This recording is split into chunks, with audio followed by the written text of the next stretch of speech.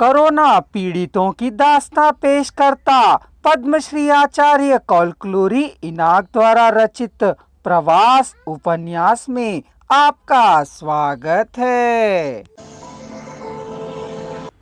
छिनाल रंडी मुझे मारने को देख रही है, उसका भी दोष है, मेरा भी दोष है। अभी परसों मेरा सिर फोड़ दिया था, अभी अभी कमर तोड़ दी है। उसे छोड़ दो, मुझे छोड़ दो, हम दोनों मिलकर आएंगे, किशोर ने समझाया।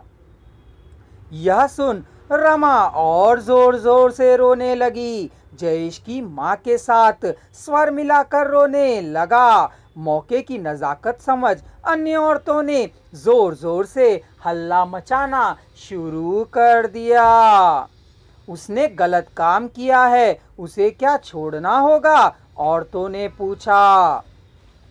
इसे अब भी अक्ल नहीं आई है, इसे मारकर वहां गाड़ देंगे, सभी स्त्रियों ने एकजुट होकर कहा। किशोर को मार डालने से हम यहाँ से आगे नहीं जा पाएंगे, उल्टे जेल में सड़ेंगे, राम ने समझाया। वह क्या आधी रात को आसमान सिर पर उठाए हो, सोने नहीं देते, सीता ने जम्हाई लेते हुए कहा। उसने मुझे मारकर गलती की है, किशोर ने ऊंचे स्वर में कहा।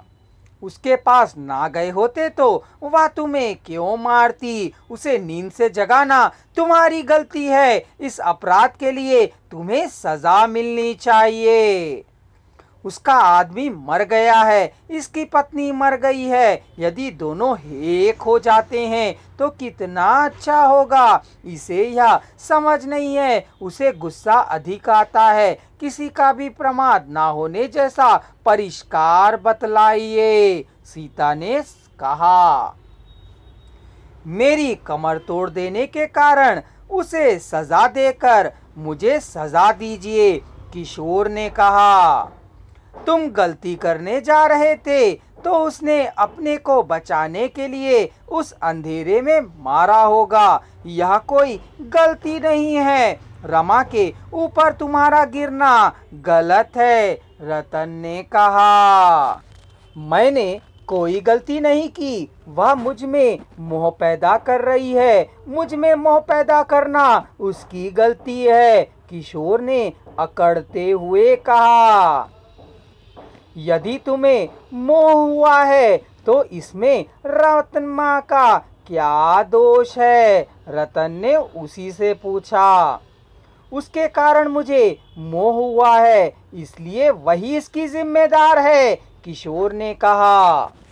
सभी औरतों को देख मुझे मोह होता है कहने से तुम्हारी टांगे तोड़कर रख देंगी, मुंह बंद कर पड़े रहो कुत्ते कमीने, सीता ने कहा। उसे छोड़कर हम चले जाएंगे, किसी ने पुनः कहा। वह अनाथ हो जाएगा, राम ने कहा। तो फिर हम आखिर क्या करें? उसे हमारे साथ आने देते हैं, यदि अक्ल ठिकाने पर रखकर आए तो, राम ने सलाह दी, जिस पर सभी ने हाँ में हाँ मिलाया। मुझे सजा देंगे, रमा को सजा देंगे, वह कैसा न्याय है? किशोर बुदबुदा रहा था। उसने क्या अपराध किया है? रतन के पूछने पर साली रंडी ने मेरी कमर तोड़ दी है, किशोर बोल ही रहा था कि रतन ने बीच में ही बोला। तुम मार खाने के लिए ही तो उसके पास गए थे ना? मैंने जगाने की कोशिश की थी, वह डरी सी लग रही थी, यदि डरे तो चिल्लाना चाहिए, पर मारती है साली रंडी, वह भी कमर पर, रुआसा हुआ दर्द से कराहते हुए किशोर बोला। आप सब उस विधवा की ओर से ही बातें कर रहे हैं, सारी गलती जैसे मेरी ही है, मुझ पर ही दोष मढ़ रहे हैं, कहिए मैं क्या कर सकता हूँ?